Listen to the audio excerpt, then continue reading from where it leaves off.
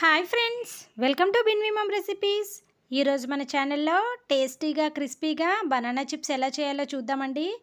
ఇన్స్టెంట్గా అప్పటికప్పుడు 2 నిమిషాల్లో రెడీ చేసుకోవచ్చు. చాలా క్రిస్పీగా ఉంటాయండి. ఆలూ చిప్స్ అయితే కాస్త ప్రాసెస్ ఎక్కువ, కానీ బనానా చిప్స్ అయితే చాలా ఈజీగా చేసుకోవచ్చండి. అయితే ఈ క్రిస్పీ బనానా చిప్స్ ఎలా చేయాలో చూసేద్దాం రండి.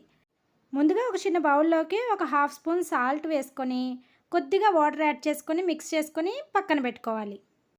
ఇప్పుడు ఒక 2 పచ్చి అరటికాయలని తొక్క తీసుకోవాలి. తొక్క తీసినప్పుడు చేతికి ఆయిల్ అప్లై చేసుకోండి. ఆయిల్ అప్లై చేయడం వల్ల మన చేతికి జిగురులాగా అంటకుండా ఉంటుంది. ఇప్పుడు దీన్ని చిన్న ముక్కలుగా కట్ చేసుకొని గ్రేటర్తో గ్రేట్ చేసుకోవాలి.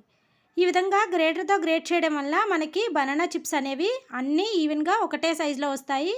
నైఫ్తో కట్ చేయడం కంటే కూడా గ్రేటర్తో చేస్తేనే చక్కగా మనకి ఆయిల్లో ఫ్రై అయినప్పుడు కూడా ఈవెన్గా ఫ్రై అవుతాయి. చూసారు కదా, ఈ విధంగా అన్నీ గ్రేట్ చేసుకొని తీసుకోవాలి. గ్రేట్ చేసినప్పుడు కూడా మనం చేతికి ఆయిల్ అప్లై చేయడం వలన చూసారు కదా, చేతికి ఏమీ అంటుకోకుండా ఉంటుంది. ఇప్పుడు డీప్ ఫ్రై కోసం స్టవ్ పైన కడాయి పెట్టుకొని ఆయిల్ వేసుకొని హీట్ చేసుకోవాలి. ఆయిల్ బాగా వేడైన తర్వాత మనం ముందుగా గ్రేట్ చేసుకున్న బనానా చిప్స్ని ఆయిల్లోకి యాడ్ చేసుకోవాలి. ఇప్పుడు మనం ముందుగా కలిపి పెట్టుకున్న సాల్ట్ వాటర్ ఉన్నాయి కదండి, వాటిని ఒక 2 స్పూన్ల ఆయిల్లోకి యాడ్ చేసుకోవాలి.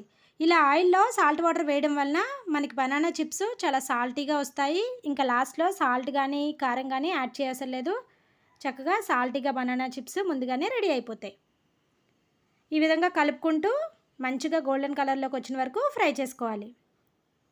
చూసారు కదా, ఈ కలర్లోకి వచ్చిన తర్వాత స్ట్రైనర్లోకి తీసుకొని స్ట్రైన్ చేసుకోవడమే. అదేవిధంగా మిగిలిన బనానా చిప్స్ కూడా వేసుకొని ఫ్రై చేసుకోవాలి. మనం ఫస్ట్ టైం వేసినప్పుడు మాత్రమే 2 స్పూన్లు యాడ్ చేసుకోండి సాల్ట్ వాటరు. తర్వాత ఒక్కొక్క స్పూన్ వేసుకోండి, ఎందుకంటే తర్వాత నెక్స్ట్ వాయి మనం వేసినప్పటికీ సాల్ట్ అనేది ఎక్కువ అవుతుంది.